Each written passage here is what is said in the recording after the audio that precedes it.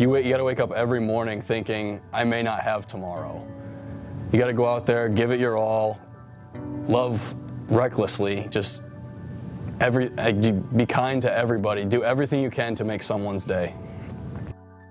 In both college baseball and in life, adversity is a sobering reality. For two Central Michigan University baseball players, a pair of tragic losses redefine what resiliency means to them. This is the story of Chippewa pitchers Colton Bradley and Michael Brettell. Bradley's mother was killed in a freak bicycle accident in early June. Brettell's younger sister Emily passed away suddenly 2 months later. Through their suffering, the two men relied on one another for comfort and support, forging a bond they say will last long after their baseball careers are over.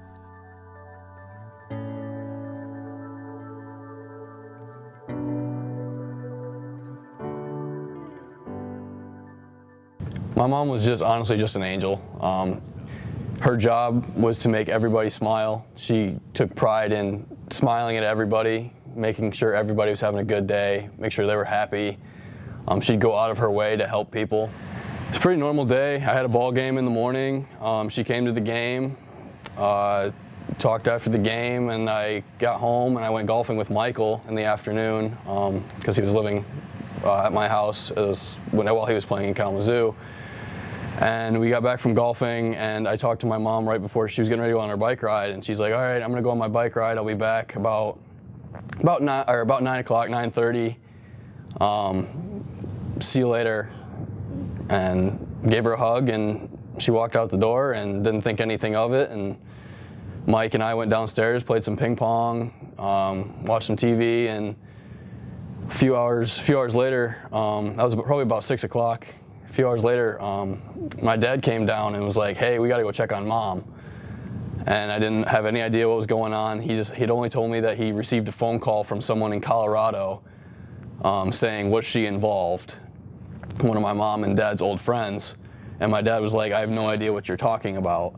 And she mentioned that there'd been a bad bike accident just outside of Kalamazoo. And so I called her 10, 15 times, sent her countless text messages, no response. And then we turned onto the street where the accident had occurred, and just hundreds of police lights had it backed up almost a mile down the road. They weren't letting anybody come down the road, and that's just a scene I'm never gonna forget. Just walking down that street towards the accident and not knowing what had happened until we got down there and the police had a chance to explain what had happened, and we still didn't know until a couple hours later what had actually occurred. Well, your initial reaction right away is disbelief that it actually happened, especially when you're listening to the conversation that you're being given. It's like, it's kind of like almost surreal. But then you realize from the emotion of what you're being told that it is real. And then as the details came out of how it happened, it was like, again, one of those crazy moments in time that just, it doesn't play out that it should ever happen to someone you know. I don't know. I was stunned and in disbelief, and just immediately concerned about Colton and his family. That was tough. I was able to go down to Kalamazoo for Debbie Bradley's showing, and that was really hard. It was amazing to see the number of people and the support, but it was really difficult to see the family, Tom and Colton, and that was really tough. Before we were pretty good, me and Colton, we were pretty good friends leading into this, but now just showing how much support we have for each other and how strong we are together just really shows how much we care and how tight we are. Having Michael there from the start was just incredible. I mean, I feel like a lot of people, if something like this were to happen, would have just said, I'm sorry, I can't be around this. Like, this is too much for me to handle. Like, I think you should just be with your family. But having Mike there, it was really it was really incredible. I mean, he just stepped up and acted like a brother immediately.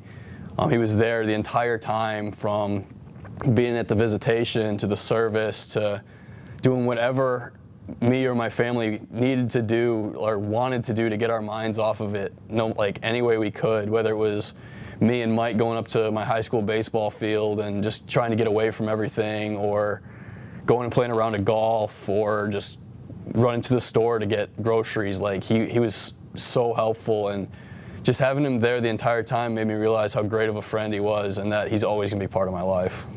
And I know Michael was there for Colton, and Colton and Michael had talked. They were playing on the same summer team, you know, for a period of time. And I know Michael was staying with them too, after what happened with his mom, you know, to show support. And then all of a sudden, it's like, this can't possibly be happening again. 2 months after Colton's mother was killed, Michael found himself dealing with a similar tragedy. His sister collapsed while exercising at the Brettell home. She was only 17 years old when she passed away. Emily was a very hardworking, determined individual. She never let anybody talk down to her. She was always ahead of the crowd, always wanted to be who she was, and she was just amazing at everything that she did.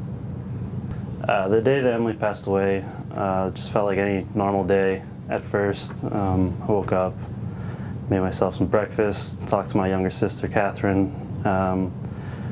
We were about to head off to the store, just pick up a few things, and I wanted just Emily to know that we were taking off, and that's when pretty much the whole world came crashing down. Catherine found her downstairs, and my first instinct was to get my mom, get her down there, have her by her side. Just going from there, just did the next thing I could and just called 911, and it was just hectic from there. It was all a blur. I just know how I would feel. And unfortunately, I've had other situations that have been tragic, and I just felt if there was any way I could get there, I should try to get there. And there's no good time to lose anybody, and the way that one happened, you know, I'm sure it's going to be one of those unbelievable, crazy, one in a million kind of things, you know, that happen, you know, as she was just working out, and all of a sudden her heart stops for no reason really. And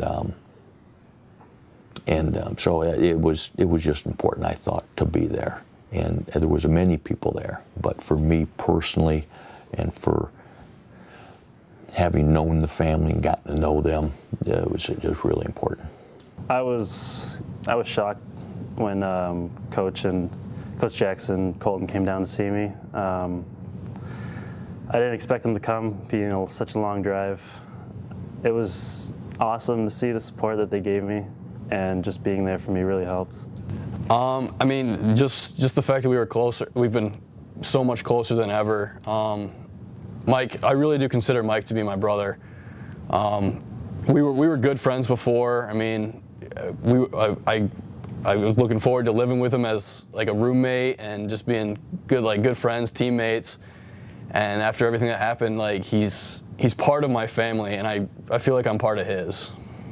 With Colton, he came down the day after it happened. He was there for me right away, as I was there for him too, and he's just always been there for me. He's been by my side all the time. He's been strong for me. I've been strong for him, and we just been there for each other, being brothers. They can relate to each other on a totally different level, in terms of, like it or not, their lives changed. Their lives will never, ever be like they were. There will always be a gap, and they have an opportunity to at least talk to each other and listen to each other. They've got a deeper understanding of kind of how the other one's thinking right now. You know, we think it's really important that they know that emotion's okay. I tell them it's okay. I show emotion. It's okay. And at the same time, know that, hey, we care about them and we'll do what we can to help them. But they also know they have to try to move on. That's what in their own respective families, that's what, as difficult as it is, that's what they have to do, and that's what their families have to do. And it's not easy. There is no easy way to do it. And all you do is make sure they know that you're there for them as a coach, knowing that their teammates are there for them as a teammate, and that we're all part of this one, as our mission statement is, part of our family. Baseball's always been a great outlet for me. Before the accident, if I was frustrated, upset, stressed, like, I would just talk to my dad and be like, hey, can we go to the field? I need to blow off some steam. Like, I just need to be where I feel comfortable.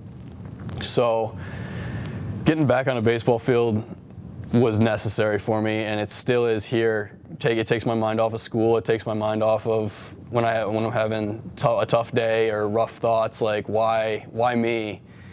It just helps me to especially be around these guys, being around Mike, and knowing that we're there for each other. It really helps. The game of baseball has changed drastically for me. Even though Emily wasn't the biggest supporter of me, she didn't like baseball. I didn't like rowing, so it was fine. But now, I know she's there with me. I know she's there pushing me forward and keeping me on track to be the best I can be, and just to always do my best. Every time I take the field, it says guided by an angel, and it's got my mom's initials in a couple different places on the glove, and then it's also got the word, just mom, written across where I put my hand in, just so I know that part of her is always right there with me at all times. If I have one conversation with Emily, I would just say how proud I am of her, how much I love her. Just tell her to keep going. Is there anything else you want to add? No. I regret not saying I love you and I miss, or I love you before she left to go on her bike ride. It's not something you really think about in the time that it could happen.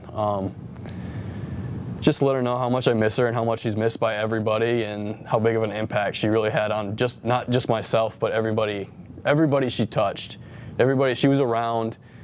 She's just had such a big impact on everybody's life, and just to let her know that she really was the greatest person I could have ever had as a mom. It's tragic. It's gut-wrenching, and it pulls your heartstrings in a million different ways. And I think it's so important that if you can just for a moment slow the world down, get off our social media, and enjoy those that are close to us, because the reality is you really don't ever know. And this is something that no, none of us will ever forget it. And you don't want to forget it. Yes, we need to move on, but you don't want to forget. But also, make sure that we care and love those that are around us now. That would be my biggest thing.